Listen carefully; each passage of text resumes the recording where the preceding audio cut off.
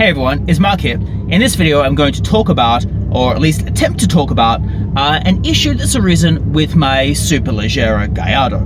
And that issue is basically some egear issue. So basically I've got the dreaded egear fault come up. And I don't really know what's causing it, but I am basically getting an error that arises that says egear fault. And my car won't really go into reverse, which is a bit of an issue if I'm trying to get out of my parking spot. In essence, when it's not in sport mode, I can't get it to go into the reverse gear. When it is in the sport mode, I sort of can, but it makes this clunky noise. Like I said, not in sport mode, won't go into reverse at all. If in sport mode, clunky noise going into reverse. Now, it seems most of the forward-going gears seem to work.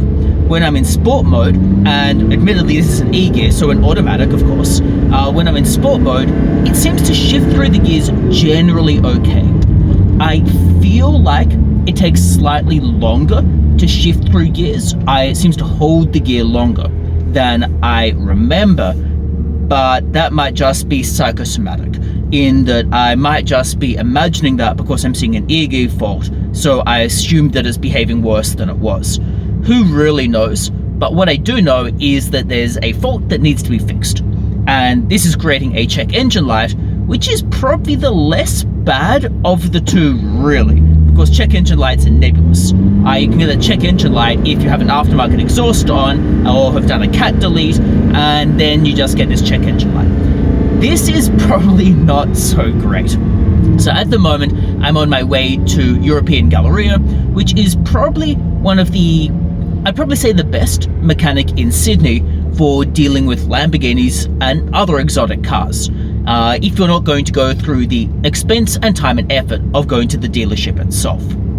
Now, at the time of speaking, I don't really know what the issue is, but there's a few possible candidates. Those candidates would include, for example, the clutch just going.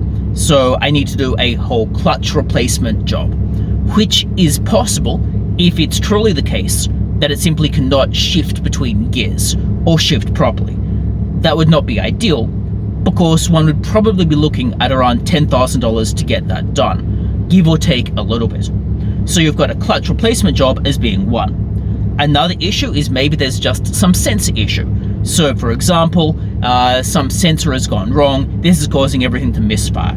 I don't really see how that would be the case, but I mean, it's theoretically possible, but let's face it, sensors don't really work that way. I mean, it's possible.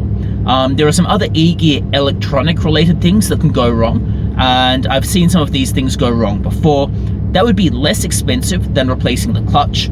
Now, I'm not a mechanic, so I don't know the technical details. All I know is that it's more the electronic component of it as compared to the actual mechanical component, if you get the difference. In which case, it would cost maybe a few $1,000s. Certainly not cheap, but certainly less annoying than having to replace the whole clutch. So that's one distinct possibility. And that is a possibility given that it seems to shift perfectly well through the forward-going gears. Well, maybe not perfectly well, at least fine through the forward-going gears, but just not particularly well when going into reverse. So that's a possibility here. And then I guess a final possibility that leapt to mind was maybe some of the buttons have just failed. So like there's some mechanical issue or whatever between the button and the actual gear. Now, here I don't really know how that issue would really manifest, because it seems like I'm kind of just imagining something that might go wrong, which probably tells you all you need to know about my mechanical acumen when it comes to these cars. I'm more into the financial engineering of the cars rather than the actual engineering. So I don't really know whether that's a possibility. I do know sticky buttons exist, but this pretty much is not a sticky button. It's like it won't shift between gears.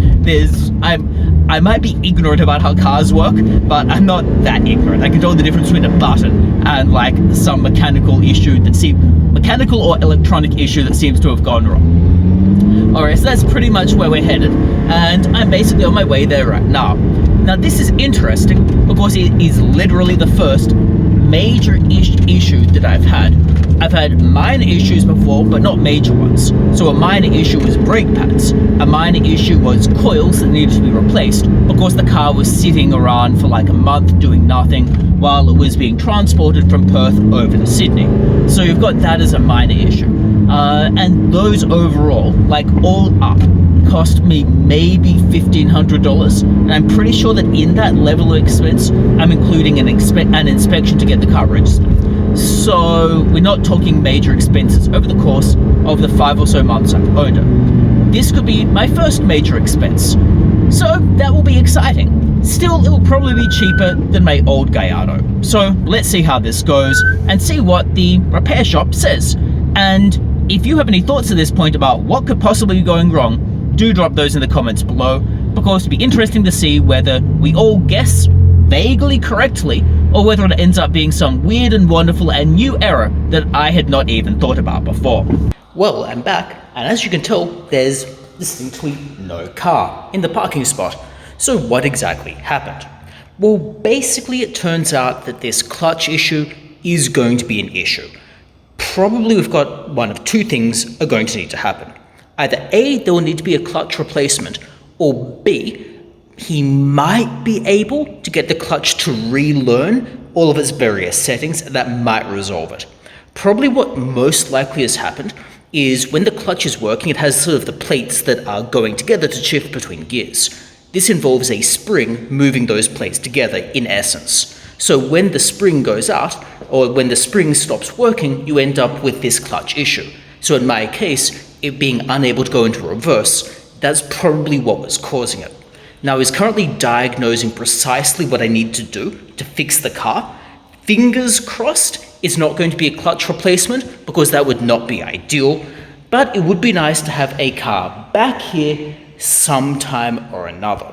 Now I'm currently looking at replacing my car with a different car, so potentially, or not replacing it, but actually supplementing it, sorry. So getting actually a second car, in this case a more practical car. I'd probably get a used BMW M3, which I can probably financially engineer. Now that would be a topic for another time about my engineering here, but basically a used car in Australia, for me to work it properly, needs to be around $55,000 to $60,000, needs to be used, and then I'd put it under a novated lease involving salary sacrificing.